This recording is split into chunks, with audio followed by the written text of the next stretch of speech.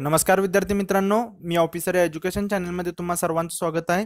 आज आपण 29 नोव्हेंबरच्या इम्पॉर्टंट चालू घडामोडी पाहणार आहोत। ओके, तर ज्यांनी कोणी चॅनलला सबस्क्राईब केलं नसेल त्यांनी खाली सबस्क्राईब नावाचं बटन आहे, त्या बटनवरती क्लिक करा। त्यानंतर तुम्हाला एक बेल आयकॉन येईल, त्या बेल आयकॉनवरती सुद्धा क्लिक करा, जेणेकरून नवीन व्हिडिओ अपलोड केला की त्याचं तुम्हाला नोटिफिकेशन येईल। आणि जर तुम्हाला हे लेक्चर युजफुल वाटलं तर लाईक करायला विसरू नका। तर आपण प्रॅक्टिस टेस्ट सुद्धा घेतलेल्या आहेत, 2 टेस्ट आपण घेतलेल्या आहेत। तर ज्यांनी कोणी टेस्ट दिल्या नसतील त्यांनी त्या टेस्ट द्या, दोन्ही पण टेस्ट द्या। तुमचा स्कोर जो आहे तो कमेंट बॉक्समध्ये मेन्शन करा। हे जे आहे ते रिव्हिजन काइंड ऑफ टेस्ट असणार आहेत। ओके, चला तर मग आता आपण सुरुवात करूया आपण कालच्या क्वेश्चन पासून। जवळपास सगळ्या विद्यार्थ्यांनी याचा आन्सर करेक्ट दिलेला आहे। बघा क्वेश्चन काय आहे, खालीलपैकी नासाचे कोणते अंतराळ यान 26 नोव्हेंबर 2018 रोजी मंगळावर यशस्वीपणे उतरले? तर याचं उत्तर काय आहे? इनसाइट। ओके, आपण याचं डिटेलमध्ये पाहिलेलं होतं, interior exploration using seismic investigation. Okay, मंगळ ग्रहावरील रहस्य शोधण्यासाठी हे पाठवलं गेलेलं आहे, ज्याचं की वजन 358 kg आहे, बरोबर। आणि हे पण सांगितलेलं आपण की 2012 साली क्युरिओसिटी रोवर हे मंगळावर पाठवलेलं आहे, की जे अद्याप तिथं कार्यरत आहे, बरोबर। नासाचा फुल फॉर्म तुम्हाला सांगितलं, लक्षात ठेवा, पडू शकतो जसा इस्रोचा पडला तसा, national aeronautics and space administration. Okay, चला आता सुरुवात करू आपण आजच्या न्यूज पासून। बघा पहिली न्यूज काय आहे, आंतरराष्ट्रीय गीता महोत्सव 2018। तर बघा हा जो महोत्सव जो असणार आहे तो कशाच्या रिलेटेड असणार आहे? गीतेचा संदेश जगामध्ये पसरवणे हा याचा मागचा उद्देश असणार आहे। ओके, ठिकाण कुठलं असणार आहे? तर हरियाणामधील कुरुक्षेत्र। ओके, आणि हा मेगा सांस्कृतिक कार्यक्रम आहे जो की 7 डिसेंबर ते 23 डिसेंबर 2018 दरम्यान होणार आहे। तर याच्यामध्ये तुम्हाला लक्षात ठेवायचं आहे की याचा भागीदार देश कोणता आहे आणि भागीदार राज्य कोणता आहे। भागीदार देश आहे मॉरिशस आणि भागीदार राज्य आहे गुजरात। आता मॉरिशस मध्येच फेब्रुवारी महिन्यामध्ये म्हणजे 2019ला फेब्रुवारी महिन्यामध्ये मॉरिशस मध्ये सुद्धा गीतेचा उत्सव आयोजित केला जाणार आहे। ओके, आणि याच्यामध्येच काय होणार आहे की महाभारताच्या संकल्पनेवर आधारित म्हणजे त्याच्या रिलेटेड ड्रॉइंग सुद्धा काढली जाणार आहेत आणि त्याला नाव दिलेलं आहे पेंट द वॉल। ओके, म्हणजे भिंत रंगवणे, पेंट द वॉल। ओके, आणि मग याच्यासाठी विविध देशांमधले कलाकार येणार आहेत, मॉरिशस, इंडोनेशिया, इराण, तुर्कमेनिस्तान अशा देशांमधून येऊन कलाकार तिथे चित्र काढणार आहेत जे की महाभारताच्या रिलेटेड असणार आहेत। ओके, तर तुम्हाला लक्षात ठेवायचं की याचं ठिकाण कोणतं आहे। ओके, आणि भागीदार देश आणि भागीदार राज्य। ओके, मल्टीलाइनर आला तर लक्षात ठेवा की फेब्रुवारी महिन्यामध्ये मॉरिशस मध्ये सुद्धा असा उत्सव होणार आहे। बघू पुढची न्यूज, भीमसेन जोशी जीवनगौरव पुरस्कार 2018। तर हा जो पुरस्कार आहे तो राज्य शासनातर्फे दिला जातो। कोणाला दिला जातो? की दरवर्षी शास्त्रीय गायन व वादन या क्षेत्रामध्ये उल्लेखनीय कामगिरी करणाऱ्या कलाकारास दिला जातो। ओके, मग यावेळीचा जो आहे तो कोणाला दिला गेलेला आहे? पंडित केशव गिंडे यांना।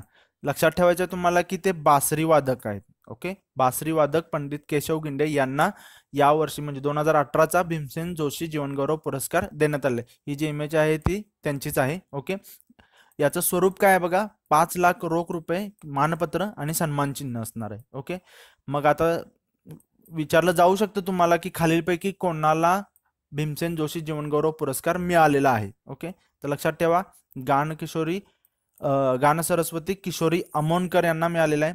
किशोरी अमोणकरांच्या विषयी आपण एक लेक्चर घेतलेलं होतं बघा। पंडित जसराज आहेत, श्रीमती प्रभा अत्रे आहेत, पंडित रामनारायण आहेत, श्रीमती परवीन सुलताना, श्रीमती माणिक भिडे गेल्या वर्षी 2017चं आहे। ओके, हे तुम्ही लक्षात ठेवा।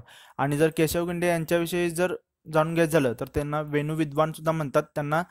त्यांनी संगीतामध्ये PhD केलेली आहे। त्यांचा जन्म पुण्यामध्ये झालेला आहे 5 सप्टेंबर 1942ला। ओके, त्यांचे गुरु स्वर्गीय पंडित देवेंद्र मुर्डेश्वर आणि पंडित हरिपद चौधरी। ओके, आता इथे आलेलं आहे की कदाचित तुम्हाला असा क्वेश्चन पडू शकतो, भीमसेन जोशी यांना भारतरत्न कधी मिळालं? कारण भीमसेन जोशी यांना भारतरत्न मिळालेलं आहे, तर अशा काइंड ऑफ क्वेश्चन सुद्धा बनू शकतो।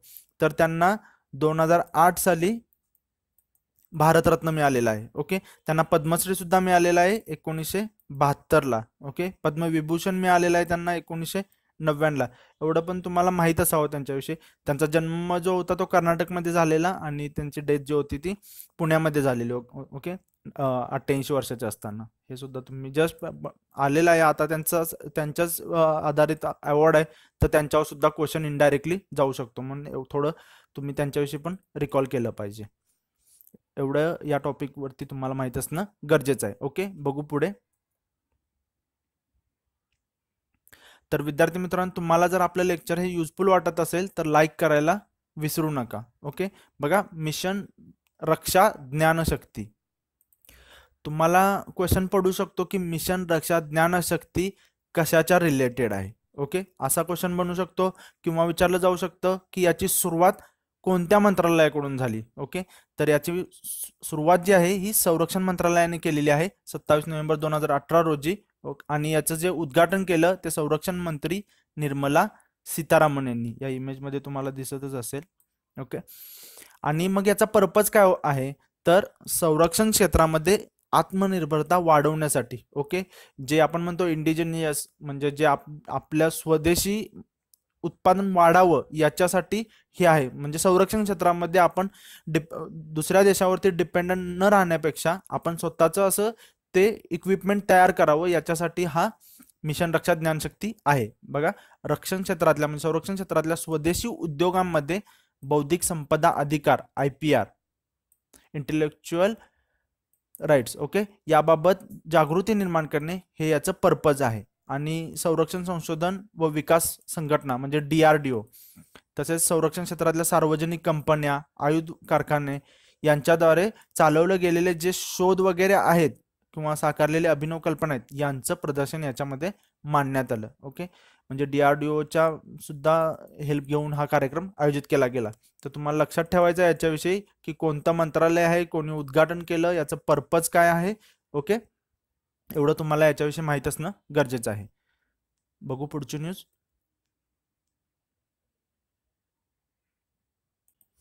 तर बघा, भारतीय आंतरराष्ट्रीय चित्रपट महोत्सवाचा समारोप झालेला आहे. ओके, सांगता झालेली आहे. तो कितवा होता? 49वा होता. आपण पाहिलेलं होतं की याचं फीचर फिल्म आणि नॉन फीचर फिल्मचे न्यूज आलेली होती, त्यावेळेला आपण पाहिलेलं होतं. तर फीचर फिल्म कोणता होता? ओलू, जो की मल्याळममध्ये आहे, आणि नॉन फीचर फिल्म होता मराठी खरवस. ओके, हे आपण त्यावेळेला पाहिलेलं होतं. खरवस, तुम्ही हे लक्षात ठेवा. ओके, आणि याचं 28 नोव्हेंबर 2018 रोजी समारोप झालेला आहे. मग या कार्यक्रमामध्ये केंद्रित देश म्हणजे फोकस कंट्री कोणता होता? इस्रायल होता. ओके, आणि फोकस स्टेट म्हणजे राज्य जे होतं ते झारखंड होतं, आणि जे की फोकस राज्य हे पहिल्यांदाच याच्यामध्ये इन्क्लूड केलं गेलेलं आहे.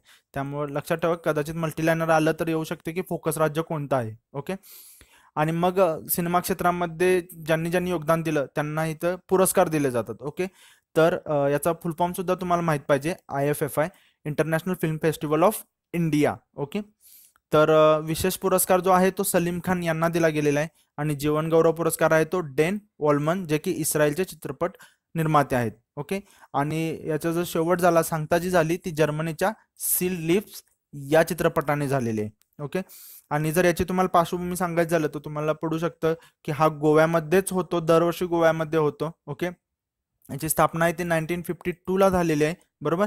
पण हा गोव्यामध्ये काही 1952 पासून नाही होत आहे. ओके, 2004 पासून हा गोव्यामध्ये होतोय. ओके, ज्यावेळेला त्याचं 35वी आवृत्ती होती, 35वं एडिशन होतं, त्या 35व्या एडिशन पासून हा दरवर्षी गोव्याला होऊ लागला. ओके, पहिला झालेला होता तो मुंबईला झालेला होता, आणि त्याचं उद्घाटन आपण डिटेल घेतलेलं होतं त्यावेळेला, पण जस्ट रिव्हिजन म्हणून सांगतोय.